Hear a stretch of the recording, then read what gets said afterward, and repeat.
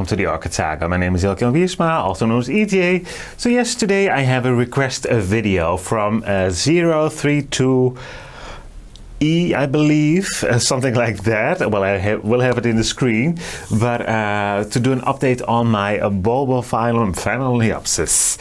So yes, I have this one now for 2.5 years in my collection. And I thought, well, it's time to do indeed to do an update on it. So thank you for the request. I really enjoy requests. And so yeah, what can I say about this? Well, first of all, you probably heard when people talking about the Bulbophyllum phalaenopsis that it's a slow grower. Well, trust me, it is. It is incredibly slow, but it can become quite huge, as you can see. This is actually a complete new growth that it did grow in my care. The previous one was already there, so that has also a very nice long leaf, but this one, like I said, is completely grown here in my greenhouse, so I'm kind of proud of it. But what happened? Well, first of all, as you probably know, I basically grow all my orchids in a semi-hydroponic setup.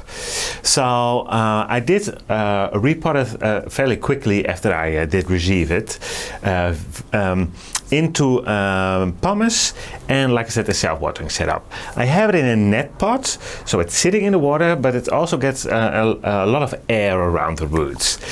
And even though on the upper side of the pot, so there wasn't really a new growth or anything happening for almost a year, I could see that it was making new roots because some of them started to getting out of the net pot. So I saw beautiful growing root tips not that long after I did repot it.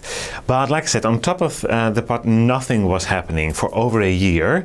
But luckily, like I said, I saw the roots, so I knew something is happening, but it took like forever to get a new growth.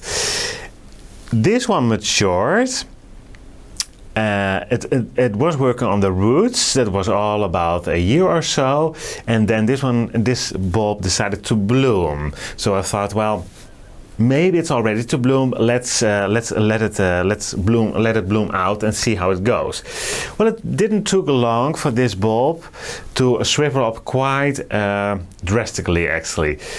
To the point that I thought, well, this is not good, so I'm going to cut the flower spike off. And I did, and luckily I did. So it plumped back up quite nicely, and then several months later, 3, 4, 5, I'm not completely sure, but it took quite a while, and finally it started to making this new growth. And that may be also about a year ago. I'm not completely sure, but like I said, it is an incredible slow grower, but a beautiful plant to have. But it takes up quite some room, as you can see, because it can develop quite a big and long pendulums, hanging leaves out of the pot. So you need quite some room for this one. I have it hanging on the roof, as you can see, not incredibly close, but fairly close, because it does like some light, but a bit in between, I think, a regular phalaenopsis and a cattleya, something like that. So it's quite a big range, but if you keep it a little bit darker or a little bit lighter, I don't think that is really a problem. But you don't want to burn it, so obviously you need a nice filtered light. But anyhow, root-wise, it did take off in semi-hydroponic, so that is something that I can tell you, it really enjoys this setup. And that is also because this one doesn't like to dry up like most Bulbophyllums. I think that all the Bulbophyllums do not like to dry up, but there may be an exception to it. But from the ones that I have down there a few more Bulbophyllums. Those do not even get close the amount of light as this one. So this one does really get more light than the other ones. And that is a Wilbur Chang, for example, Elizabeth, something on top of my head, and a few more. So those are down there. But yeah, I think even though it has some purpling on the leaves, that's quite nice. You don't want to overdo it. This leaf doesn't need to get up completely purple, but it needs to be a hint of purple. I will get it in closer in a minute so you can see what I'm talking about. And besides that, well, like you probably know, all my orchids for exception of my Vandas and my Catasetum types, the rest does get the same water. So once I water all my plants, so that means that they do get the same amount of fertilizer, which is low. It's mainly around 50 parts per million, sometimes up to 80. So it's even lower than a few years before, when I did talk about some care guides where I had, not necessarily for this one, but in general, where I used 100 up to 150 parts per million. I even lowered it because I measured my reservoirs quite often. So I noticed that they didn't take that much of fertilizer, and because I don't flush my orchids, I don't want any salt builds up, so I lowered even the amount, and it grew perfectly fine. A very nice thick leaf. So if you ask me, they don't need much fertilizer, but all my orchids have fertilizer all the time because they are standing in a reservoir of having contact with a reservoir via wicks, if you have a self-watering pot. This one is sitting in the water. Well, it's about this level, so that's, I think, just under an inch, so about 2 centimeters. If I just fill it up. Speaking of which, it really likes to drink. So you want to keep it moist, and this one I have to water every single week. Then the water is completely gone. So even though it might not seem that it's not a quick grower, it really enjoys water. And like I said, a little bit of fertilizer. My idea behind this setup is not much fertilizer, but they need a little bit of everything, because I don't know when this orchid is in need of the calcium or a little bit more of potassium, zinc, whatever. So I like the idea of having a sort of buffet in the reservoir. So that's why I keep my fertilizer amount low, but I make sure there's always a little bit of fertilizer. That's a small care guide. Well, it's not that small, but that's how I grow it. This is obviously not the way you should grow it, but it's a way to grow it. And for me, I think it works well. And there's something happening inside of the pot. So I'm going to grab the camera and we will have a look inside, because like I said, there's something nice developing over there. So let's have a look. So, well, first of all, here you can see there's a little hint of purple on those leaves, at least on this one. And when I bought it, it already had, whoops, this one, and it was already this purple. So it's probably also something that it does carry. You can see these were even very purple.